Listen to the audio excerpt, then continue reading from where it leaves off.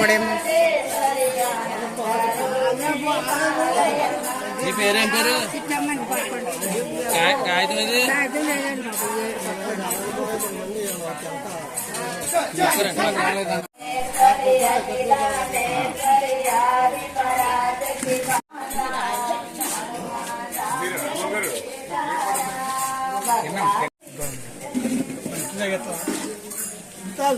ఏం పేరమ్మా?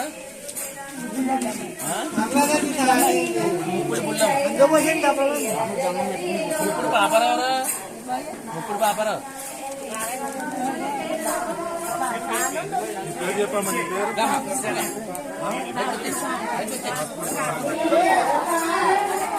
దేవుడి దండం పెట్టుకో. ఏం పేరు? ఏం పేరు?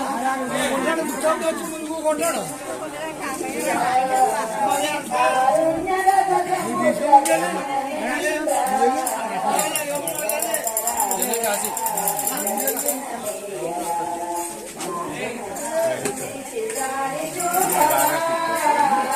నీ పేరేటమ్మా? నీ పేరేంటి? నీ పేరేంటి?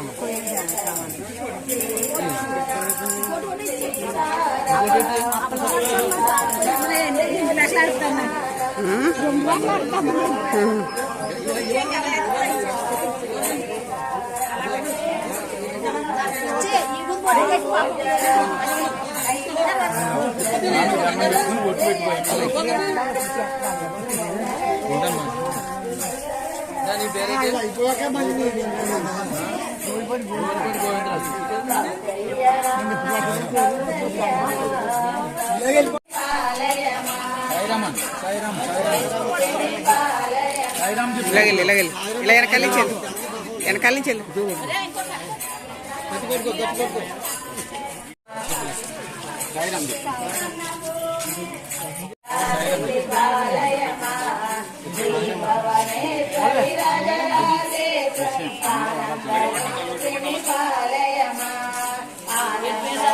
ఏం పేరు?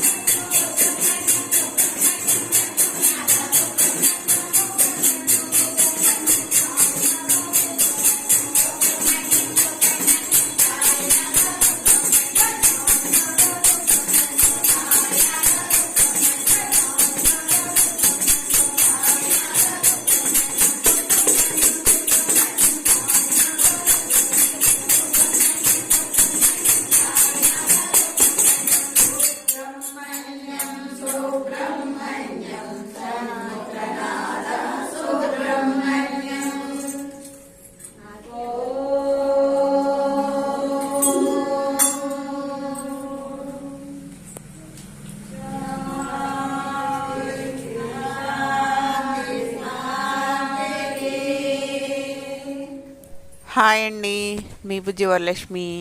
ఈవిడేనండి ముత్యాల నాగమణి గారు.